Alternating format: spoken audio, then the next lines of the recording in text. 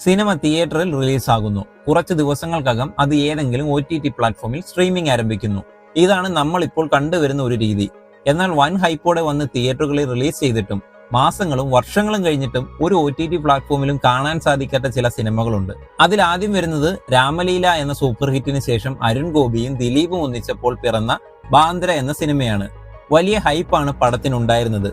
തെന്നിന്ത്യൻ താരം തമന്നയുടെ മലയാളത്തിലേക്കുള്ള അരങ്ങേറ്റം കൂടിയായിരുന്നു ഇത്. എന്നാൽ റിലീസ് ദിവസം തന്നെ വന്ന നെഗറ്റീവ് റിവ്യൂസ് പടത്തെ നല്ല രീതിയിൽ ബാധിച്ചു. ഉദയകൃഷ്ണയുടെ ക്ലീഷേ തിരക്കഥ തന്നെയാണ് പ്രധാന വില്ലൻ. ആമസോൺ പ്രൈം അല്ലെങ്കിൽ ഡിസ്നി പ്ലസ് ഹോട്ട്സ്റ്റാറിലേക്ക് പടം വരുമെന്ന് പലതവണ വാർത്തകൾ വന്നെങ്കിലും ഇതുവരെ അത് സംഭവിച്ചിട്ടില്ല. തിയേറ്ററിൽ വൻ തകർച്ച നേരിട്ട ചിത്രങ്ങൾക്ക് OTT പ്ലാറ്റ്ഫോമുകൾ കൊടുക്കുന്ന തുക വളരെ കുറവാണ്. നിർമ്മാതാക്കൾ മുടക്കിയ വലിയ ബഡ്ജറ്റും OTT കമ്പനികൾ ഓഫർ ചെയ്ത ചെറിയ തുകയും തമ്മിലുള്ള ചെറിയൊരു ഈഗോ ക്ലാഷ് ആണ് ബാന്ദ്രയെ ഇപ്പോഴും ആ പെട്ടിയിൽ തന്നെ ഇരുത്തുന്നത്. അടുത്തത് ബസൂക്ക.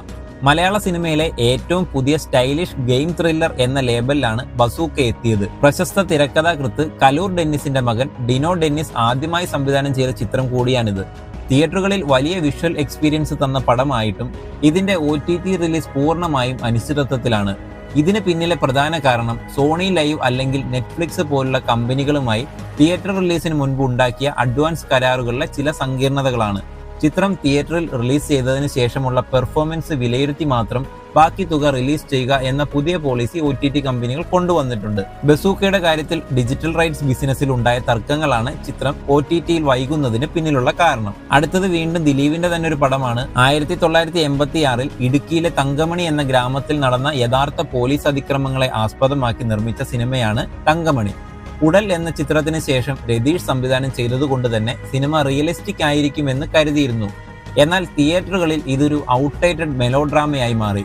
സിനിമ കനത്ത പരാജയമായതോടെ പ്രമുഖ OTT പ്ലാറ്റ്ഫോമുകളായ നെറ്റ്ഫ്ലിക്സും പ്രൈമും ഈ ചിത്രം വാങ്ങാൻ താല്പര്യം കാണിച്ചിട്ടില്ല. നിലവിൽ വൻകിട OTTകൾ തിയേറ്ററിൽ ഫ്ലോപ്പായ സിനിമകൾ തിരിഞ്ഞു നോക്കാത്ത അവസ്ഥയാണ്. സൈന പ്ലേ പോലുള്ള പ്രാദേശിക പ്ലാറ്റ്ഫോമുകളുമായി ചർച്ചകൾ നടക്കുന്നുണ്ടെങ്കിലും സാമ്പത്തിക ബാധ്യതകൾ കാരണം റിലീസ് നീളുകയാണ്. അടുത്തത് പൃഥ്വിരാജിന്റെ വിലായത്ത് ബുദ്ധ.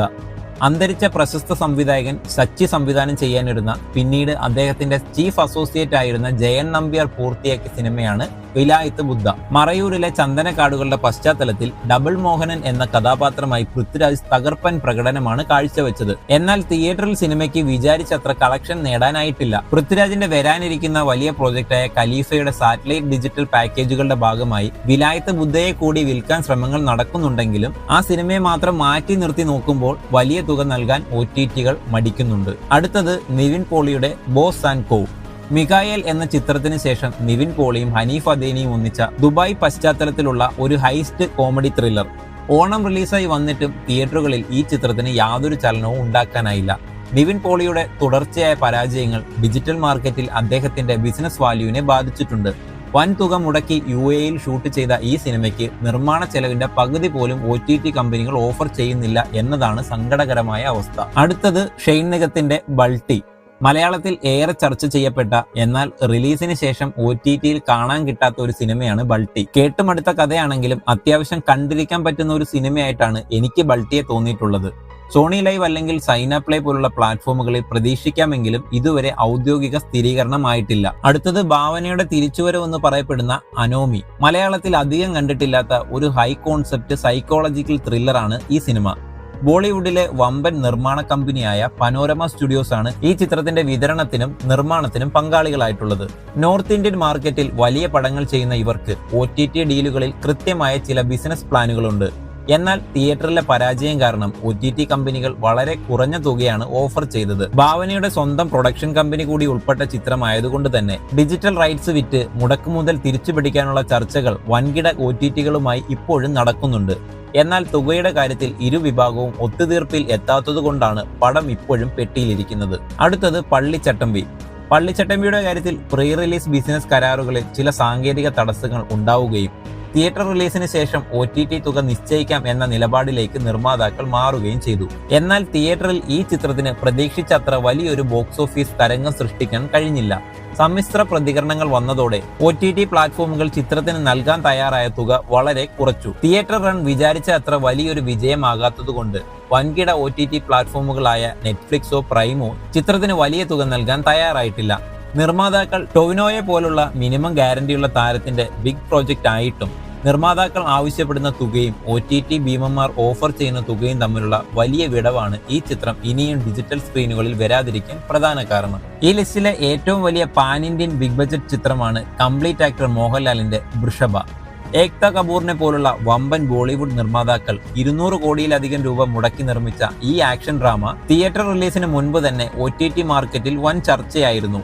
എന്നാൽ പ്ലാറ്റ്ഫോമുകൾ ഇപ്പോൾ കൊണ്ടുവന്നിരിക്കുന്ന തിയേറ്റർ റൺ വിലയിരുത്തി മാത്രം തുക നൽകുക എന്ന കടുത്ത പോളിസിയാണ് ലാലേട്ടൻ ചിത്രത്തിന് വില്ലനായത്. 100 കോടിയുടെ ഡിജിറ്റൽ റൈറ്റ്സ് തർക്കങ്ങളിലാണ് സിനിമ കുടുങ്ങിക്കിടക്കുന്നത്. അതുകൊണ്ട് ഇനിയും OTTയിൽ എപ്പോൾ എത്തുമെന്ന് പറയാനായിട്ടില്ല.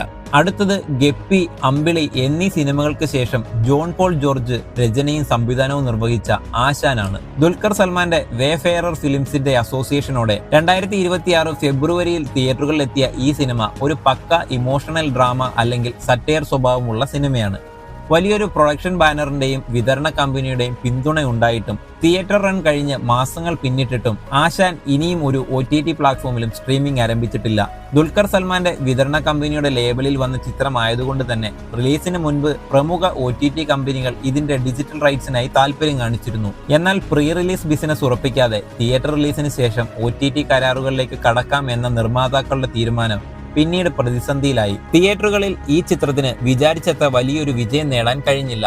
സമ്മിശ്ര പ്രതികരണങ്ങൾ വന്നതോടെ OTT പ്ലാറ്റ്ഫോമുകൾ ചിത്രത്തിന് നൽകാൻ തയ്യാറായ തുക വളരെ കുറച്ചു. നിർമ്മാതാക്കൾ പ്രതീക്ഷിച്ച ബിസിനസ് തുകയും OTTകൾ നൽകിയ ചെറിയ തുകയും തമ്മിലുള്ള ഒത്തുതീർപ്പാകാത്ത തർക്കമാണ് ഡിജിറ്റൽ സ്ക്രീനുകളിൽ വരാതിരിക്കാനുള്ള കാരണം. മലയാള സിനിമ ഇന്ന് ലോകമെമ്പാടും ചർച്ച ചെയ്യപ്പെടുമ്പോഴും OTT പ്ലാറ്റ്ഫോമുകളുടെ കടുത്ത നിബന്ധനകൾ കാരണം ഒട്ടനവധി സിനിമകളാണ് OTT റിലീസാകാതെ പെട്ടിയിലിരിക്കുന്നത്. റിലീസ് ചെയ്ത പടം തിയേറ്ററിൽ പരാജയപ്പെട്ടാൽ പിന്നെ അതിന് OTTയിൽ വിലപേശാൻ പറ്റാത്ത അവസ്ഥയിലാണ് നിർമ്മാതാക്കൾ ഇന്ന് കടന്നുപോകുന്നത്. ഈ ലിസ്റ്റിലുള്ള ഏത് സിനിമ OTTയിൽ കാണാനാണ് നിങ്ങൾ ഏറ്റവും കൂടുതൽ കാത്തിരിക്കുന്നതെന്ന് വെച്ചാൽ അത് കമന്റ് ചെയ്യൂ. പിന്നെ ഇത് കൂടാതെ നിങ്ങൾക്കറിയാവുന്ന മറ്റ് സിനിമകൾ ഉണ്ടെങ്കിൽ അതുകൂടെ കമന്റ് ബോക്സിൽ രേഖപ്പെടുത്തുക. വീഡിയോ ഇഷ്ടമായെങ്കിൽ ലൈക്ക് ചെയ്യാനും ചാനൽ സബ്സ്ക്രൈബ് ചെയ്യാനും മറക്കരുത്.